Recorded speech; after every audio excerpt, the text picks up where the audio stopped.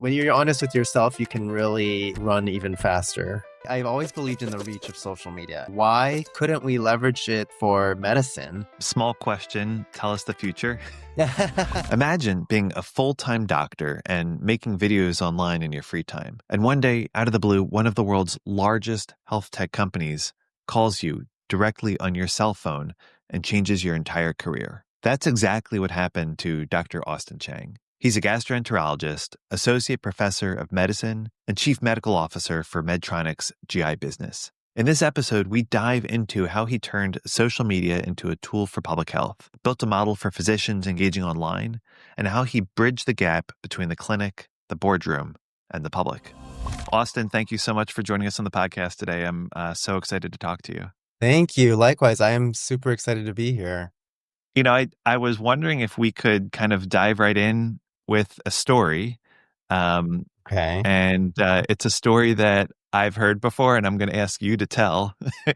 And I'll just introduce this by saying career advice that I often hear and find myself giving junior folks who are sort of younger and earlier in training is that there's no such thing as a fairy job mother. Your sort of perfect career is not going to happen where you're minding your own business and someone taps you on the shoulder and says, I've got this exciting life I'd like you to consider. But you had an experience that really kind of almost sounds like that in the surface. And I'd love for you to walk through what that was like and what happened with folks. Yeah, absolutely. I mean, you're absolutely right. I think it really highlighted how a lot of these sort of opportunities do depend on timing and who it is who's looking for you and what they need. But yeah, really, I had been practicing as an academic, clinician, and that was my intended path for as long as I knew. Uh, Mainly because I really didn't know a ton about other opportunities or didn't feel comfortable with like taking the leap elsewhere.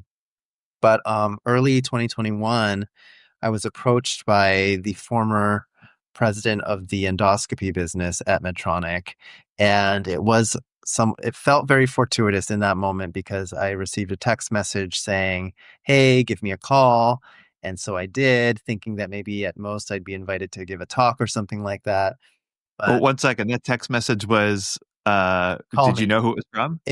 I actually had to Google the name, and I did a little bit of fact checking just to make sure that it was a real person, that I wasn't, calling some random number. But I called back immediately, and yeah, really right out the gate was asked, "Hey, we've never had a chief medical officer for this business. Would you consider?" And knowing that it was Medtronic and knowing that, it was a potentially like big career pivot, I said, all right, give me some time to think about it. It's something that I'm definitely interested in. One of the reasons why I went into gastroenterology and medicine in the first place was the technology and the innovation. So it aligned in a lot of ways on that front. But I also didn't want to give up my clinical practice entirely. So I wanted to make sure that there was a way where I could still practice part-time. And so the following 8 months was basically coordinating that and, figuring out how to make that work. And ultimately later that year, I joined as the chief medical officer for this business, and that's where the story starts. So cool. Well, I have a bunch of follow-on questions to that whole experience, but I'm wondering if we might even be able to start before the story starts with um, how you stepped into what you do on social media. And you've Mm. spoken before about what sounded like a really thoughtful transition from I'm going to make and share personal content on social media to I'm going to share professional content or share content through a professional lens. Could you walk us through that and kind of how that developed in your life? Sure. Yeah. I think, I've always been a fan of social media, back to the instant messaging days and Zanga and other things like that. We're dating ourselves here, I but know a little bit. So for anyone who doesn't know that, just pretend like I didn't mention it. But I've always believed in the reach of social media, and I saw what kind of impact it was having outside of healthcare. And I always wondered, why couldn't we leverage it the way it's being done kind of in consumer markets for medicine? And at the same time, what I was seeing was the rise of a lot of misinformation, and a lot of it is, front and center and so intuitive to what we do and see online today, that I think we never even questioned that that was a problem. But really, if we rewind 10, 15 years ago, it wasn't as clear. And so I thought to myself, like, okay, what can I do to really, be a representative for medicine and be a source of accurate information. And it really didn't start with being an authority online. At the time I was in training, and I just thought, hey, let me just like start sharing what I was doing on Twitter. At the time, it was just sharing what I was learning and my experiences. And one by one, I was connecting with folks who were getting online, and it was the days where it was new to everybody, and I had to overcome a lot of resistance and a lot of naysayers who felt like that internet presence wasn't necessarily a good thing. Um, but as time went on, I learned to kind of adapt my voice to different platforms and different audiences. And, one important thing was I told myself that this was never going to be my main thing. Like, I still wanted to make sure that my craft and the core of what I do, in my day job, medicine, was really, what I was focused on. But ultimately, I realized that, okay, there was an opportunity here in social media. And despite having a lot of naysayers, there were a couple mentors who did try to encourage me and could relate to the vision that I had. And so they said, well, if you're going to do this, they felt it would be best if I made it more of an academic pursuit. So then I started doing like more clinical social media research, using the data I could pull from the internet. And at the same time, I started um, becoming more familiar with the platforms, and ultimately ended up starting a nonprofit organization, which is no longer, but at the time it was aimed at helping other health professionals learn how to use social media responsibly and effectively. And I partnered with a lot of our peers who are very good at doing that on social media. And yeah, we started working with the platforms, and a lot of these social media platforms didn't really give us much time until the pandemic hit. And that's when it really highlighted the fact that, public sentiment of health professionals and public opinion of healthcare in general could really have a serious impact on public health. Yeah. So we've really seen a shift there. But, with social media has come a lot of visibility, opportunities, and I'd be lying if I said that it had nothing to do with, why I ended up where I am at Medtronic in this role. Such an exciting story. And I think there's so much to unpack there. And Yeah. I'd love to come back to what you shared about naysayers. But maybe even before that, you've touched on the consequences of misinformation. And I really admire, and we've talked about this before, I've always admired your thoughtful approach to how you do social and kind of combating misinformation. For folks who may not be aware of what these consequences look like, you have spoken publicly before about what you saw in training and in the hospital when folks did not realize that they consumed misinformation. I wonder if you might be able to highlight a little bit of that just to kind of paint the picture. Yeah. I mean, I think that if you open any social media app, there's ads that for supplements and other types of things that really don't have much evidence to back it up. There are folks who are claiming to be health professionals who are sort of misrepresenting themselves online and, profiting off of um, people's lack of knowledge really around medicine, which is really sad. And yeah, so we've seen a lot of this, whether it's misinformation where it's kind of unintentional, or disinformation where it's really malicious. Um, Either way, it's pretty rampant, and I've seen that play out where patients have ended up in the emergency room because they heard or read somewhere that they didn't have to take a certain medication, or that they use a different method of treating themselves versus actually listening to health professionals. So yeah, I think that that's kind of where how I saw it manifest. Yeah. Well, I'm really curious. You have a couple years of experience now, and you kind of know how the story has started to play out Hmm. with your experience at Medtronic. But if we rewind a couple years, you get this random suspicious text message that ends up being real from the president of a division at a leading global health tech company, um, asking you to do something that step into a role that they are kind of creating for the first time. If we step back to how that all started, what what do you remember being the desire from their end? What were you hearing? What is your hunch that Medtronic was thinking in terms of why they wanted to bring someone on board and why they wanted to bring someone doing the kind of work that you were doing on board?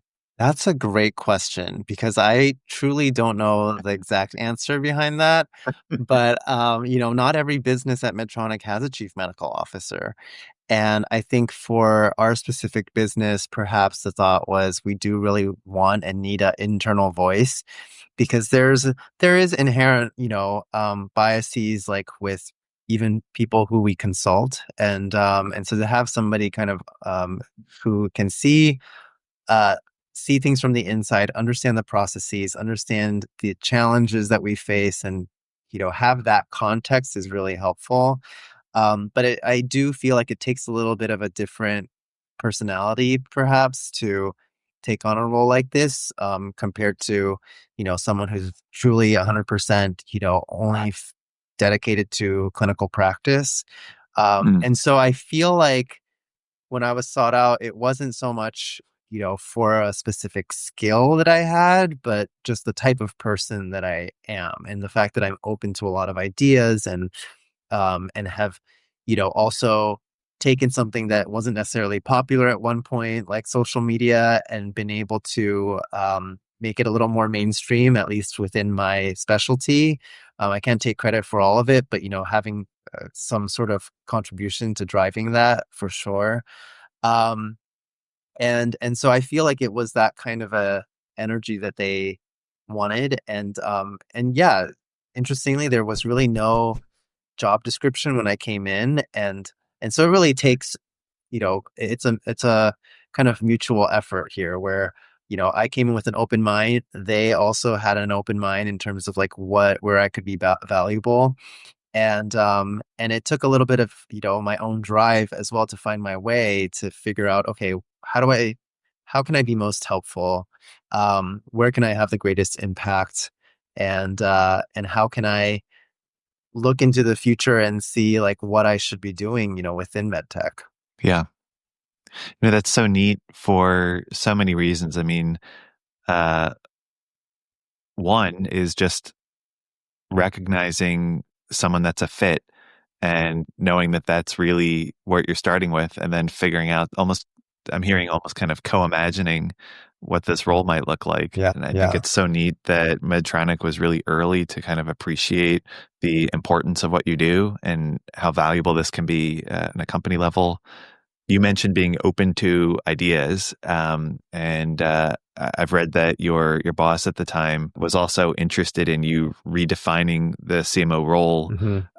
by what I've seen called weird, innovative, fresh ideas.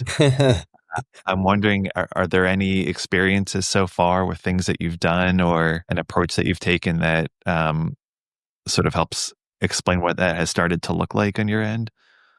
Ooh, that's a great question. What I've realized is like the CMO role is not uniform across, even within Medtronic. All of us have a bit of a different set of roles and responsibilities, and it evolves over time. The what Hmm. my job looked like 2 years ago is very different than what it looks like now, and it probably will Hmm. continue to evolve over time.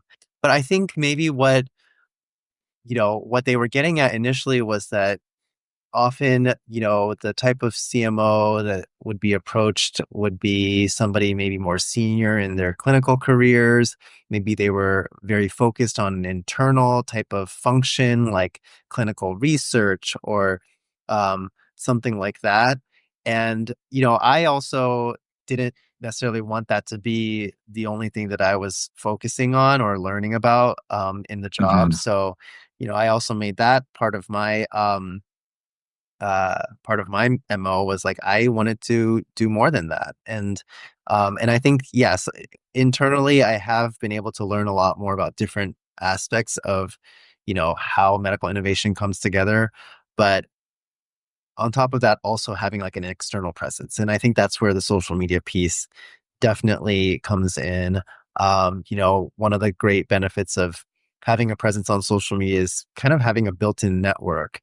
And automatically, the moment the announcement came out that I had joined Medtronic, my name was pretty much automatically associated with the brand, and people knew to approach me with their questions and concerns and their curiosities about what we were doing.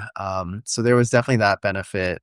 But also it's taught me a lot about social media has taught me a lot about kind of how to message things, and so much of what we do is how we communicate with one another, how we communicate internally, how we communicate with physician customers, how we communicate with patients in a way that is, pun intended, digestible.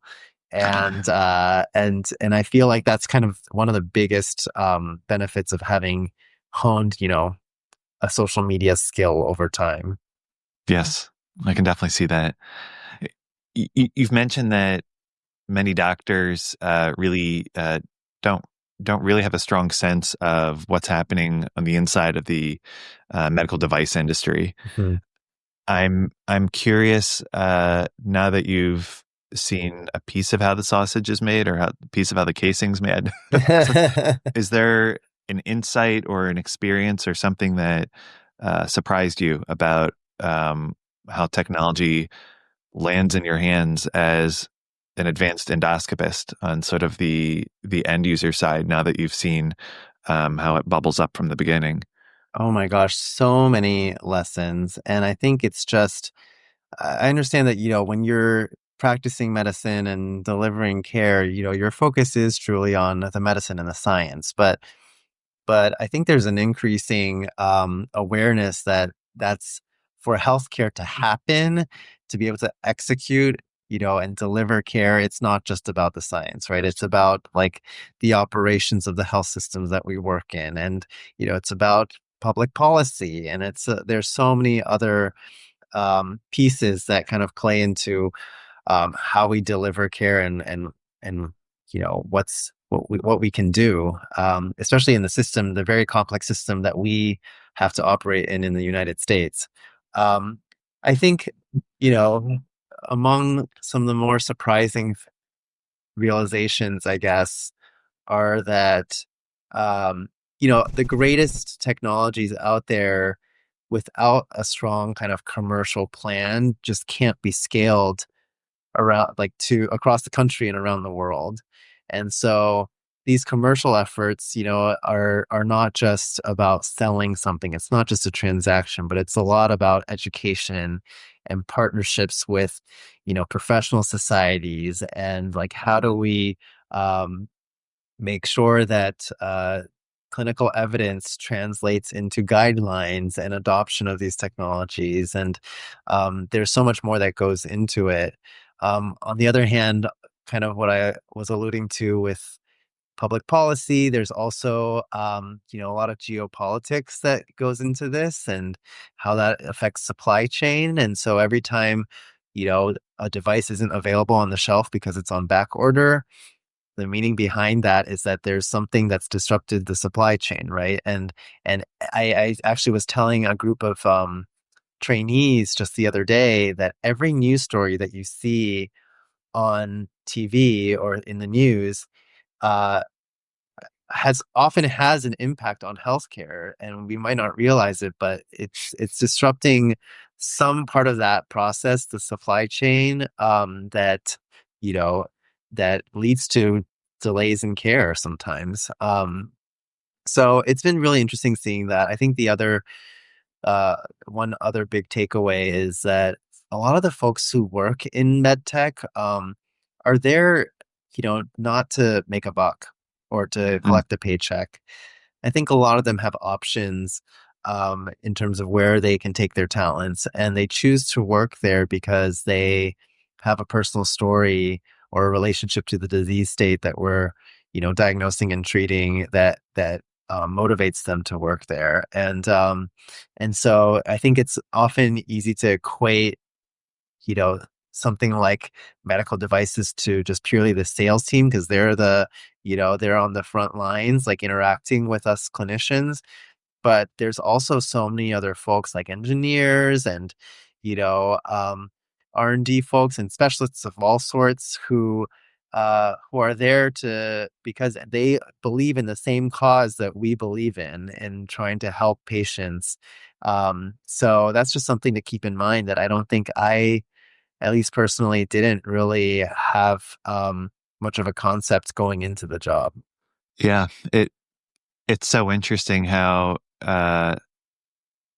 it's like an easy crutch for the media to kind of use this big brush of greedy Hmm. technology, greedy health technology, but it's so clear on the inside how many people are there because they're mission driven, Hmm. and that's what I'm hearing from you too. Just the strong sense of mission and purpose behind people who work at Medtronic and in this industry. Totally.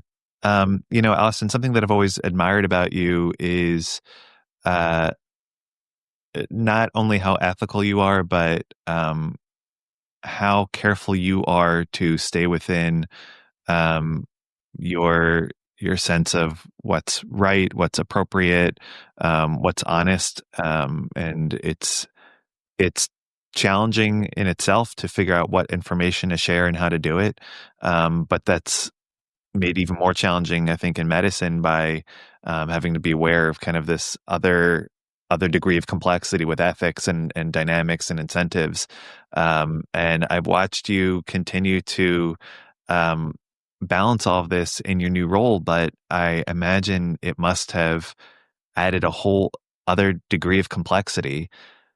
I'm so curious how you navigate the tension, or maybe there isn't a tension. Maybe I'm not really perceiving this the way it actually is, but how you are able to maintain your scientific transparency, your personal brand, now that in some ways you might almost be seen as a product evangelist or a brand Mhm. evangelist. And I'm really, really curious how you've thought about this and what has gone on in your brain to sort of make all of this work so well. Well, first of all, thank you for saying all of that. And, I think part of the reason why I gravitated towards your content, in the first place was I felt like you were doing an awesome job at it too. Thank you. um, but I would say yes, absolutely. It's been challenging because, as you know, working in medicine as a clinician, there are guardrails. And then working in, health tech, there's another set of, layer of guardrails as well, and so it has been a little bit challenging to navigate that.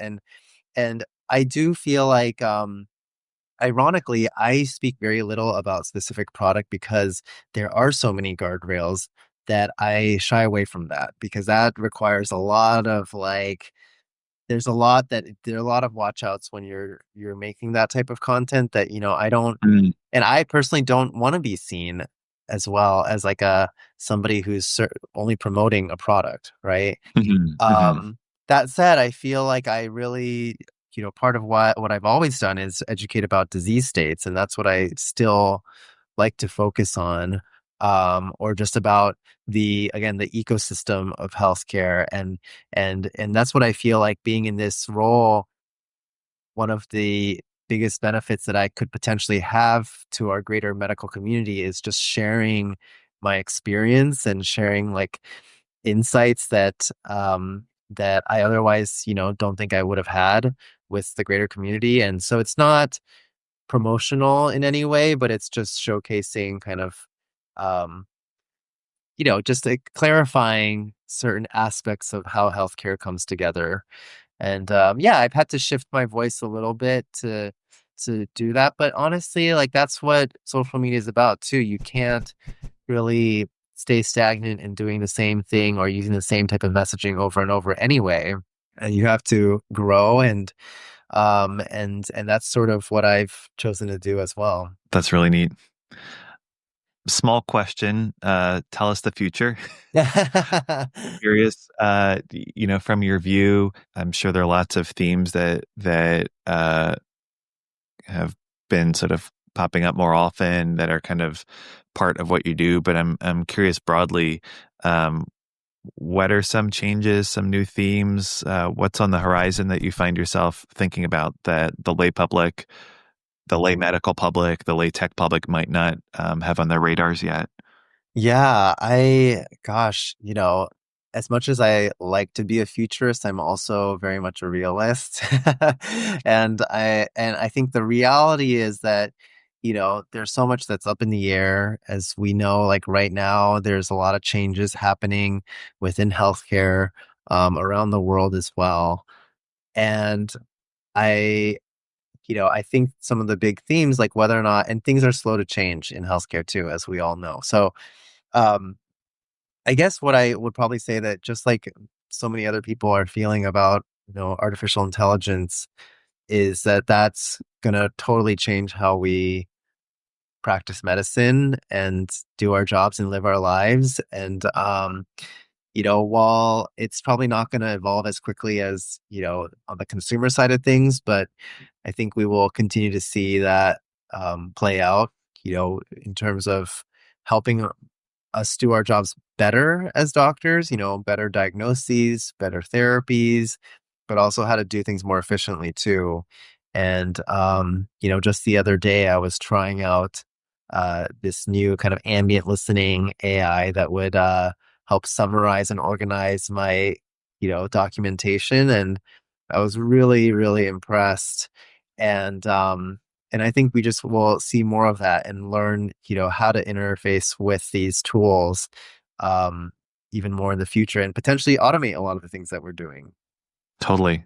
It's interesting. It has changed so much of my day to day. I'm sure yours. I'm sure many people, but hasn't been um, the kind of thunderclap. All of a sudden, you wake up one morning, and I keep thinking of this quote from Sam Altman in one of his recent essays that he kind of puts on Twitter, and I think he called it like a not a gentle revolution, but a gentle explosion or some Mhm, mhm. gentle, and you can see it. I mean, you can see how we're not being replaced. It's not like the robots are coming to get us, but it's interesting to hear some of the ways that it's starting to shape your day to day. Yeah, absolutely. This podcast is called First in Human, named after sort of the early stages in health tech trials, and these sort of first in human so-called trials. You are a first yourself in what you do, and I think many doctors who don't know how to kind of break out of the rigid mold of straight clinical work, straight traditional pathway stuff, look to you and think, oh, that was like a one time thing. Austin's path uh, is Austin's path, and no one else can learn from it. Um, I I'm curious what you would say if someone said that to you, and I'm curious what your advice is to someone that you see, a young trainee who kind of has that spark but doesn't really know how to bridge couple worlds, how to step from one to another. Yeah, Yeah. well, first of all, thank you. Like I definitely appreciate it when when you say that people look to me for this sort of thing, but I can confirm that I am not the only one with this kind of a role, right? And so it's not a one and done situation. There are plenty of other people and we're seeing more and more, by the day have hybrid careers or be able to, juggle some tech and some clinical work and some other stuff and I think we're gonna see more of it. I think for me, like I said at the beginning, a little bit is like up to timing and where preparation meets opportunity, that sort of like all that concept. Um, and I feel very fortunate that I sort of pursued or just felt like I was making decisions along the way that were driven by purpose and driven by just the idea that like, okay, this is what I think is right for me and how I feel I should, go about my career, and how I should not ignore my personal interests, but sort of figure out a way to keep with that. And in some strange way, it sort of all come together and made sense. Um, and even then, it's still a moving target. I don't feel like this is my end all be all either, right? Like I am still learning and growing, and maybe that's just the way I am. I just, will get bored after a certain period of time, and we'll have to figure out my next step. And so it's not there isn't going to be like one ultimate goal for me, I think. But I would say I would encourage folks to not be afraid of taking some risk. And I actually was speaking to another colleague of mine who is also juggling kind of a similar hybrid career situation. Mm. And interestingly, he was saying, we really didn't do much different. We were just willing to take, risk along the way. And I really agree with that, because there's a lot of times where I could have easily said like, oh, that just is so scary, I couldn't do it, or I'm just not familiar with that. Like, um, but I would say yes to opportunities, and I would take a chance, and make educated guesses, and take educated chances, and not be totally reckless, but be open to ideas and be open to talking to people outside of medicine. I think we are very siloed, and we have this way of very hierarchical way of training and going about it, that even when I was done with training, I would still just put my head down and do my work, and not really think to look beyond that very far. But now that I'm in a corporate environment, I understand that you it isn't it's common for people to just reach out and have a conversation, even if it's not something that is directly related to what you're doing. And those conversations are what could really open doors. And for the most part, that fear of even approaching someone, I would say a lot of the time people are really open to having conversations and sharing their experiences. And so uh talking to more people, taking greater risk, I think those are two things that I wasn't used to doing, as a full-time clinician, and I encourage other people to do more of. That's wonderful. And I love that running through that is this kind of common thread of following what you enjoy and Yes. letting that guide you and kind of taking a risk on that. Yes. I mean, I think along the way, there was a lot of soul searching and being honest with myself. Like, what did I truly value, and what really brings me joy? What do I think I'm really good at? What do I think I'm not good at? And going from there. So, one simple kind of example with social media, for instance, I knew from the get-go that this wasn't going to be my main thing. I knew that I couldn't necessarily devote all my time in cultivating a huge following, and that's okay. Like, that's not I was not that wasn't my focus, and I think because I kept that in mind, that allowed me to not fall into certain traps along the way, that I would compromise my ethics to promote something or do something that was just for attention or views. And and I think because of that, I've been able to, leverage social media in a way differently than just saying, oh, I'm an influencer. It's more about like, okay, this is an example of what I could do. It's more of an example of communication. It's more an example of like how I think.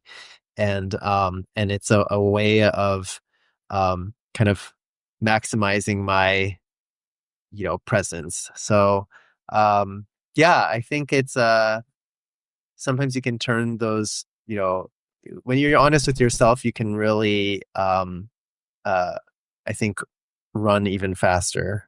Yeah. Austin, I forgot to ask a different question I wanted to ask earlier. Can you share a little bit about what your day to day is like? recognizing that there's probably a million different typical days that you have. But Yeah. I mean, that's part of what makes this role and job fun for me is that there's just so much variability every day. And that was part of the appeal because I understand why a lot of clinicians are experiencing burnout these days. You know, when I was showing up day in and day out to the same procedure room that had no windows, where I would, especially in the wintertime, show up after, before the sun was even up and then leave after the sun had set. It can be really frustrating. And it's because your schedule is often structured in a way, especially in academia, where there's no flexibility to take time to go to the post office or to see a doctor or something like that. Like that lack of flexibility, I am now able to, take back a little bit. Um, but with that said, yeah, every day is very different. You know, some days I am working from home. It's a lot of back-to-back Teams or Zoom calls about a variety of different topics. Sometimes it's meeting with, health system leaders, sometimes with physicians, sometimes internally with R&D teams, with business development teams to talk through, the potential partnership with a startup or something like that. mm, So it's very exciting. And then there are days where I'm on the road, and that could be speaking at certain conferences. It could be, attending internal meetings, testing out prototypes, meeting with startups as well. Like a lot of different reasons for me to be on the road and traveling as well.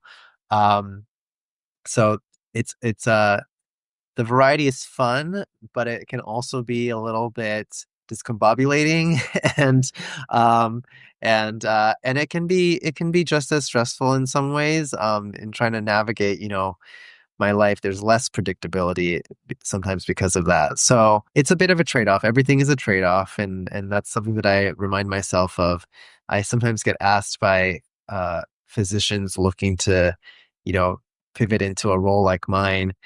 I ask them, why are you interested in doing so? And sometimes, not all the time, but sometimes I get the response, well, I'm just looking for a better work-life balance. And oh, my response is often, what makes you think that this is actually a better work-life balance? Because sometimes it's not. And I think that yes, medical training is grueling and work as a clinician is very taxing, and yeah, especially because the pace of it, right? Like some of yeah, the decisions that we have to make are very urgent and acute, so it can be very stressful. But I've also come to learn and appreciate that a lot of other jobs out there are stressful and difficult as well, and so this is no different in that way. yeah. Oh, that's so interesting. My old boss used to mention sometimes when she was going down to a trauma and she kind of knew how bad it was about to be, she would feel jealous of someone she'd pass in the hallway, thinking, "Ah, they have so much less stress in their life, their job than I have." The And grass is always greener. you never know. You never Never know. know. Yeah. Yeah, you never Um, know. Some people I'm sure look at what I'm doing on social media. I get this feedback all the time. Oh, you're traveling a lot. Like it must be so fun. It must be so cool. And I can tell you there are moments where it is, it's a little destabilizing not being at home as much as I'd like. yeah. I've heard this story play out over and over with other folks who work in a variety of different functions in med tech. Yeah. Well, Austin, thank you so much for coming on the podcast. Where can people find you? Where can people interact with you online? It's How would pretty you like? easy to find me on the internet, I'd say. It's all my socials are the same handle at Austin Chang MD. And I'd love to interact with anybody who comes across me from this podcast. So feel free to just drop me a line and let me know that this is where you found me. Well, Austin, thank you so much, and we'll have all of your links in the show notes for folks to see. Thank you so much. And check out the rest of your content too, because it's pretty cool. It's really inspirational stuff that I think I've also looked to over the years as well. Oh, thank you.